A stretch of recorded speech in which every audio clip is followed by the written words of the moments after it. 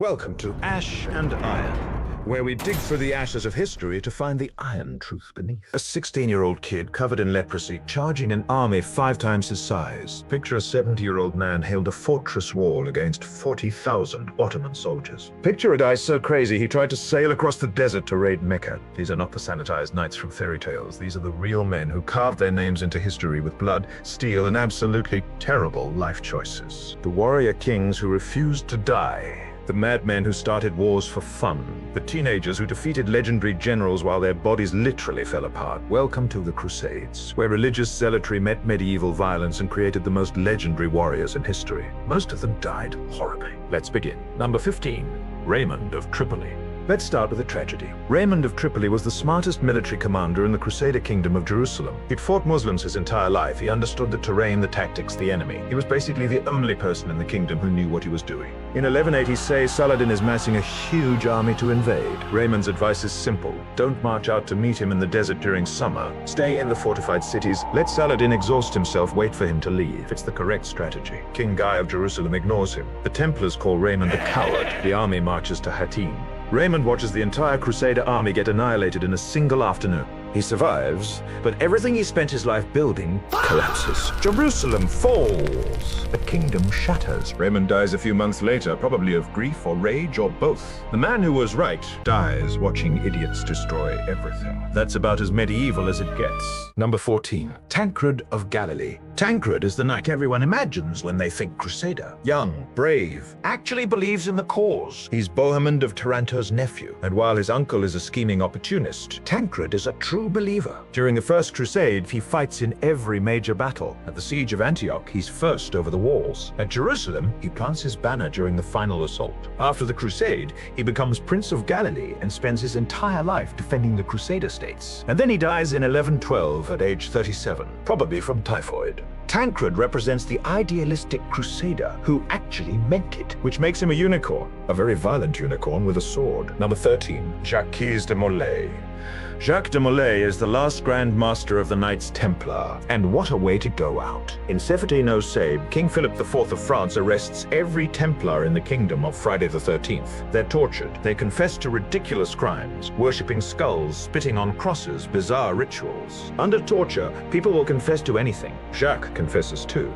But in 13 when he's brought out to publicly confirm his confession before being sent to prison, de Molay does something extraordinary. He recants. In front of the king, the pope, and thousands of people, he declares the Templars innocent. He calls the charges lies. He condemns Philip and Pope Clement. Philip, absolutely furious, has him burned at the stake that very evening. As the flames rise, de Molay allegedly curses both the king and pope, summoning them to meet him before God within the year. Pope Clement dies 33 days later. King Philip dies 7 months later. Coincidence? Probably. Terrifying? Absolutely. Number 12, William Marshal.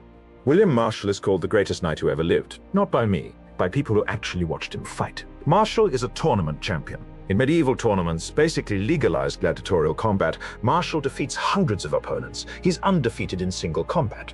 Undefeated. He serves 5 English kings, survives court intrigues that kill dozens of nobles, and becomes regent of England when King John dies. Oh, and he goes on crusade in his 30s, spending 2 years in the Holy Land fighting with the Templars and Hospitallers. Then he returns to England, continues being the most competent person in every room, and dies peacefully in his 70s, a Crusader knight who dies of old age in his own bed. Truly the rarest ending. Marshal proves you don't have to die horribly in the desert to be legendary, though it certainly helps. Number 11. Raynald de Chatillon. Raynald de Chatillon is what happens when you give a violent sociopath a castle in a Crusader's vow. He's brilliant, he's fearless, he's absolutely, completely insane. Raynald starts as a minor noble who marries the Princess of Antioch. Lovely. Then he gets captured by Muslims and spends 16 years in a dungeon.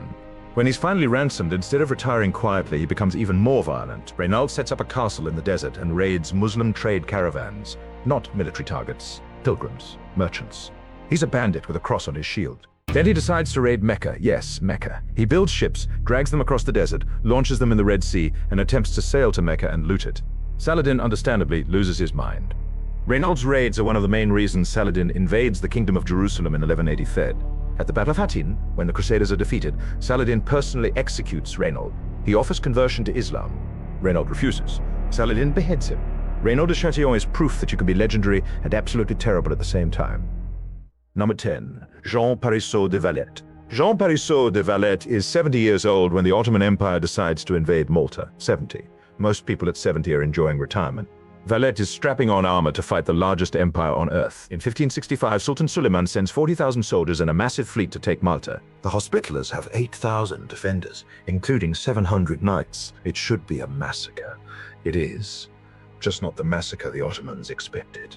The siege lasts 4 months. The Ottomans take fort after fort, slaughtering the garrisons. Valette, 70 years old, fights on the front lines. When a commander suggests retreating, Valette refuses. We fight them on the beaches, in the streets, on the walls. We hold. The Hospitallers lose thousands. The Ottomans lose tens of thousands. Finally, in September, a relief force from Sicily arrives. The Ottomans retreat. Valette saves Europe from Ottoman invasion at age 70. The city of Valletta is named after him. He dies 3 years later, probably from sheer exhaustion. Absolute legend. Number 9. Raymond of Taranto. Raymond is the Crusader everyone loves to hate. He's a Norman adventurer from southern Italy, son of Robert Guiscard, the man who conquered half the Mediterranean. Bohemond joins the First Crusade not because he cares about Jerusalem, but because he sees an opportunity. He's brilliant. At the siege of Antioch, when the Crusade is starving, Bohemond secretly negotiates with a guard to open a gate. The Crusaders take the city. Bohemond immediately claims it for himself. The other Crusade leaders are furious. He'd sworn an oath to return captured cities to the Byzantine emperor. Bohemond doesn't care. He keeps Antioch, declares himself prince, and tells everyone else to get lost. Later, he's captured and held for ransom. The ransom is so high, it takes 3 years to raise. He's eventually freed, returns to Europe, and dies in Italy. Raymond never cared about God or Jerusalem. He cared about Bohemond. And honestly, fair enough. Number 8. Godfrey of Bouillon. Godfrey of Bouillon is the knight everyone wanted to be. Noble, pious, absurdly brave. During the First Crusade, Godfrey sells everything he owns to fund his army. He's one of the principal leaders, commanding thousands. At the siege of Jerusalem in 1099, Godfrey's siege tower reaches the walls first. He personally leads the charge onto the battlements. His men storm the city. Jerusalem falls. The Crusade leaders offer Godfrey the crown, making him king of Jerusalem. He refuses. He says he won't wear a crown of gold in the city where Christ wore a crown of thorns. Instead, he takes the title Defender of the Holy Sepulchre. It's the most humble, most noble thing any Crusader ever did. And then he dies a year later, possibly poisoned. Because of course he does. You can't be that noble and survive medieval politics. Still, Godfrey remains the ideal Crusader. Brave, humble, devoted. The man everyone pretended to be. Number 7. Saladin. Wait, Saladin wasn't a Crusader. He was the guy fighting the Crusaders. Exactly. And he was so legendary that even his enemies respected him. Saladin unites Egypt and Syria, creates a massive army, and sets out to reclaim Jerusalem. In 1188, at the Battle of Hattin, he destroys the Crusader army. He captures King Guy, executes Raynald de Chatillon personally, and marches on Jerusalem. The city surrenders. But here's what makes Saladin legendary. He doesn't massacre the population. When the Crusaders took Jerusalem in 1099, they slaughtered everyone, men, women, children. When Saladin retakes it, he allows Christians to leave peacefully if they pay a ransom. He even pays the ransom for those who can't afford it. Richard the Lionheart, his greatest enemy, calls him the most chivalrous man alive. After years of war, Richard and Saladin negotiate a truce. Neither wins completely, but both respect each other. Saladin dies in 1193, having given away most of his wealth to the poor. When they open his treasury, there's not enough money to pay for his funeral. The enemy who became a legend by being more honorable than the Christians. Number 6. Frederick Barbarossa. Frederick Barbarossa is the Holy Roman Emperor. He's led armies his entire life. He's conquered half of Europe. He's a legend before he even joins a crusade. In 1189, at age 67, Frederick leads the Third Crusade with the largest army anyone has ever seen. 100,000 men. He marches through Hungary, through Byzantine territory, crushing every enemy in his path. He defeats the Seljuk Turks at the Battle of Iconium. He's unstoppable. And then in 1190, while crossing a river in Anatolia, Frederick drowns. What? He drowns, the greatest emperor of his generation. Wearing full armor, falls off his horse in a river and drowns. His army, leaderless and demoralized, collapses. Most go home. A few continue to the Holy Land. Frederick's body is carried to Antioch, where it's buried. The crusade that should have reclaimed Jerusalem dies in a river because an old man couldn't swim. Sometimes history is just cruel. Number 5. Balian of Ibelin. Balian of Ibelin is the guy who saves Jerusalem from total massacre. In 1188, after Saladin destroys the Crusader army at Hattin, he marches at Jerusalem. The city has almost no defenders. Most of the knights are dead or captured. Balian, a minor noble, is one of the few experienced commanders left. He's asked to lead the defense. He knows it's hopeless. Saladin has a massive army. Jerusalem has a few thousand defenders, mostly civilians. But Balian doesn't surrender immediately. He prepares the city, knights every able-bodied man, and organizes the defense. When Saladin begins the siege, Balian sends envoys to negotiate. Saladin initially demands unconditional surrender. Balian tells him, "If you force us to fight, we'll destroy the holy sites. We'll kill every Muslim prisoner. We'll burn the city." It's a bluff. Probably. Maybe. Saladin agrees to negotiate. Balian arranges terms. Christians can leave if they pay a ransom. Those who can't pay become slaves. It's not ideal, but it prevents a massacre. Thousands leave safely. Balian personally pays the ransom for many who can't afford it. The man who lost the city, but saved its people.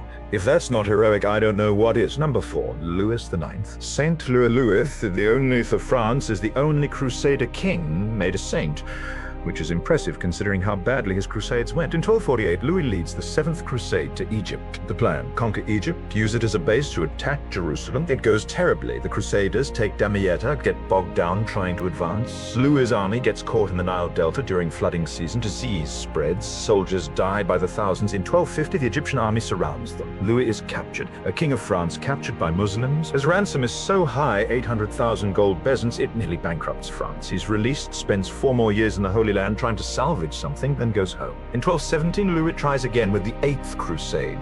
This time he targets Tunis in North Africa. He lands, sets up camp, and immediately disease spreads through the army. Louis catches dysentery. He dies in a tent in Tunisia, probably regretting every decision that brought him there. 2 Crusades, 2 complete disasters. And yet he was so pious, so devoted, that the church made him a saint.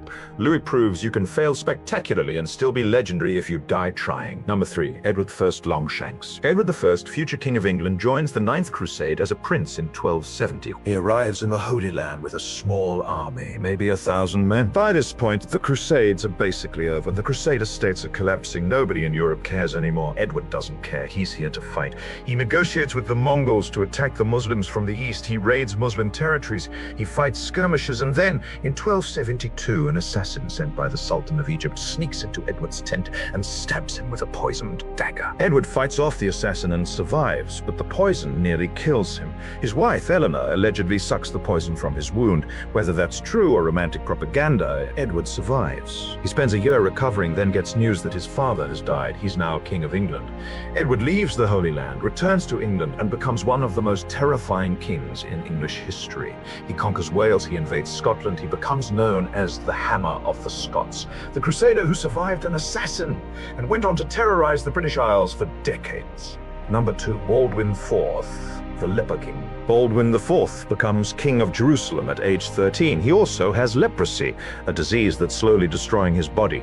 Most people would abdicate. Baldwin straps on armor and goes to war. In 1110, he said, Saladin invades with a massive army, over 20,000 soldiers. Baldwin, 16 years old and visibly sick, rides out with maybe 500 knights at the Battle of Montissard. Baldwin's tiny force charges into Saladin's army. Against air odds, they win. Saladin barely escapes with his life. Baldwin continues ruling as his body falls apart. His face disfigures, his fingers fall off, he loses his sight. Eventually, he can't ride a horse and has to be carried into battle on a litter. He rules until he's 24, then dies. A teenage king with a horrific disease who refused to quit and defeated one of history's greatest generals, Baldwin IV is proof that courage isn't the absence of fear, it's fighting anyway, even when your body is literally disintegrating. Number 1, Richard the Lionheart. Of course, it's Richard. Who else could it be? Richard I of England is the greatest military commander of his generation, possibly of the entire medieval period. He fights in the 3rd Crusade and wins nearly every battle. At the Siege of Acre, Richard's siege engines batter the walls while he directs the assault. The city falls. At the Battle of Arsuf, Richard's disciplined cavalry charge breaks Saladin's army. Richard marches down the coast, recapturing city after city. He gets within sight of Jerusalem twice. But he never attacks. Because Richard, unlike most Crusaders, understands logistics. Taking Jerusalem would be easy. Holding it would be impossible. So he negotiates a truce with Saladin. The Crusaders keep the coast. Saladin keeps Jerusalem. Pilgrims can visit safely. It's not the glorious victory Europe wanted, but it's the best anyone could achieve. Richard returns to Europe.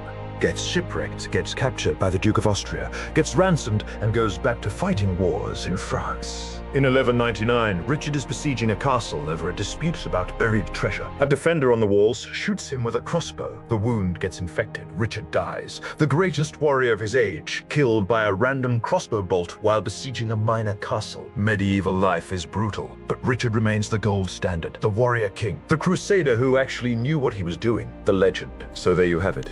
15 men who carved their names into history with swords, faith, and an alarming lack of concern for their own mortality. Some were heroes, some were villains, most were both, but tot of them were legends.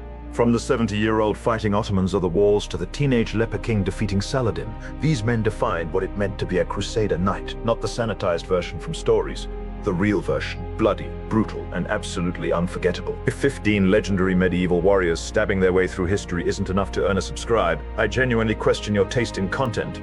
That's illegal. Drop a comment on which knight you want a full deep dive about. The Crusades continue.